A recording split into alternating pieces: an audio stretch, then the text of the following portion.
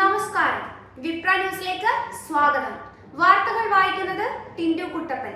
ഇന്നത്തെ പ്രധാന വാർത്തകൾ: ഇറാൻ ഡ്രോൺ ആക്രമണം, കുവൈറ്റ് വിമാനത്താവളത്തിൽ തീപിടുത്തം, ആളപായമില്ല. ടെഹ്റാൻ: കുവൈറ്റ് രാജ്യാന്തര വിമാനത്താവളത്തിലെ ഇന്ധന ടാങ്കിന് നേരെ ഇറാൻ ഡ്രോൺ ആക്രമണം നടന്നതായി റിപ്പോർട്ട്. തീപിടുത്തമുണ്ടായെങ്കിലും ആളപായമില്ലെന്ന് കുവൈറ്റ് സിവിൽ ഏവിയേഷൻ അതോറിറ്റി അറിയിച്ചു. അടിയന്തര നടപടികൾ ഉടൻ സ്വീകരിക്കുകയും അഗ്നിശമന സേനാംഗങ്ങൾ സ്ഥലത്തെത്തി തീ നിയന്ത്രണ വിധേയമാക്കുകയും ചെയ്തു. അതേസമയം കിഴക്കൻ പ്രവിശ്യയിലേക്ക് വന്ന ബാലിസ്റ്റിക് മിസൈലുകളും ഡ്രോണുകളും ഫലപ്രദമായി തടഞ്ഞതായി സൗദി പ്രതിരോധ മന്ത്രാലയം വ്യക്തമാക്കി. ഇസ്രായേലിനെതിരെ ഇറാൻ ആക്രമണം തുടരുന്നതിനിടെ ഇസ്രായേലിലെ പലയിടങ്ങളിലും മുന്നറിയിപ്പ് സൈറണുകൾ മുഴങ്ങി. യുഎസുമായുള്ള ചർച്ചകൾ ഇറാൻ സർക്കാർ തള്ളിയെങ്കിലും നയതന്ത്ര തലത്തിൽ നീക്കങ്ങൾ നടക്കുന്നുവെന്ന സൂചനകളുണ്ട്.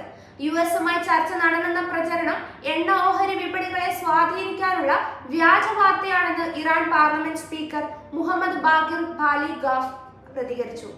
അദ്ദേഹമാണ് ചർച്ചയിൽ ഇറാന്റെ പ്രതിനിധി എന്ന റിപ്പോർട്ടുകളും പുറത്തു വന്നിരുന്നു.